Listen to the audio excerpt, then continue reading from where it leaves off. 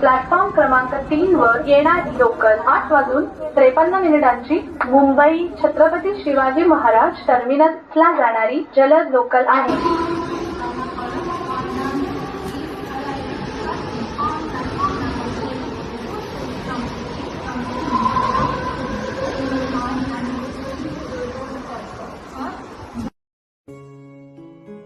काय भावा, लय लोड न घेऊ.